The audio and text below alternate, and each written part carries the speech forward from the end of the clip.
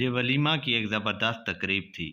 ولیمے میں اعلیٰ آفیسرز، امیر لوگ، پڑھے لکھے لوگ، جج صاحبان، وکلاء، معززین اور مزید بڑے بڑے لوگوں کو انوائٹ کیا گیا تھا۔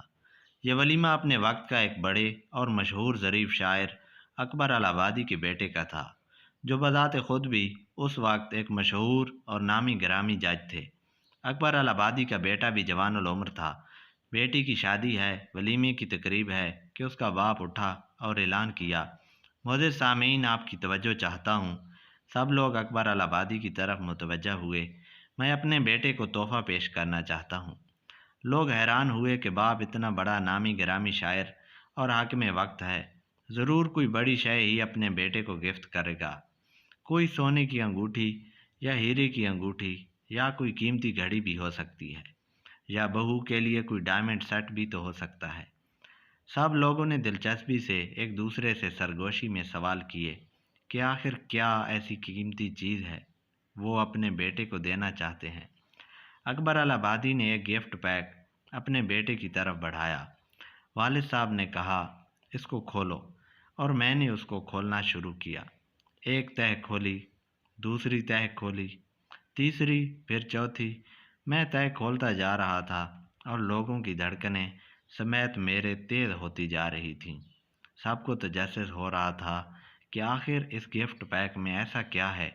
میں نے دل میں کہا کہ ابو مجھے ایسا کیا قیمتی تحفہ دے رہے ہیں۔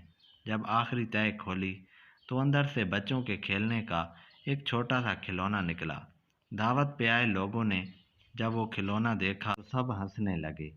اکبر الہ آبادی کا بیٹا کہتا ہے کہ مجھے کافی شرمندگی ہوئی کہ میری زندگی کا یہ ایک یادگار دن ہے اور اس کھلونے کی وجہ سے میرے باپ نے میرا موڈ ہی خراب کر دیا۔ لوگوں کے سامنے جگ ہنسائی ہوئی، میں ذرا خاموش ہو گیا۔ لوگ ہنسے، مسکرائے، انجوائے کیا اور چل دیے۔ کچھ دنوں کے بعد ابو سے گپ شپ ہو رہی تھی تو میں نے دبک کر کہا، ابو جی، ولیمے والے دن جو آپ نے مجھے کھلونا دیا تھا اس سے میری کافی بے عزتی ہوئی تھی۔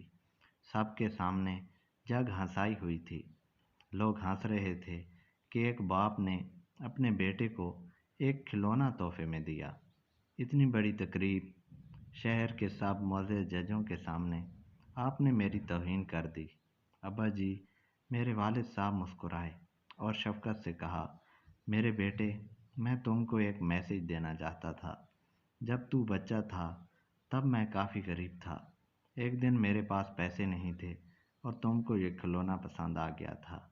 تم نے اسی کھلونے کو خریدنے کا مطالبہ کیا تھا جو میں خرید نہ سکا۔ تم اس پر بہت روئے تھے، اتنے خفا ہو گئے تھے کہ مجھ سے ایک ہفتہ مسلسل بات بھی نہیں کی تھی۔ یعنی تم کو اس کھلونے کی اتنی چاہت تھی کہ اس نے تم کو مجھ سے ایک ہفتہ دور کر دیا۔ آج میں نے سوچا کہ تمہاری شادی کی تقریب ہے، لہذا تم کو بچپن والا کھلونا خرید کر دے دوں اور آپ کو سمجھاؤں کہ دیکھو بیٹا، بچپن میں اسی کھلونے کو خریدنا آپ کی سب سے بڑی آرزو تھی، لیکن جب جوانی میں پہنچے اور بھرے مجمع میں آپ کو لوگوں کے سامنے آپ کی تمنا پوری کر دی۔ اب جب کہ میں نے آپ کو وہ کھلونا دے دیا تو آپ کو خود ہی شرمندگی محسوس ہوئی۔ اگر زندگی میں کبھی کوئی خواہش پوری نہ ہو تو پریشان مت ہونا، بلکہ اپنے آپ کو اتنا بڑا بنا لینا کہ جب وہ خواہش پوری ہو تو وہ تمہارے معیار کے سامنے تمہیں شرمندگی لگے۔ مزید ایسی ویڈیو کے لیے چینل سبسکرائب کریں۔ شکریہ۔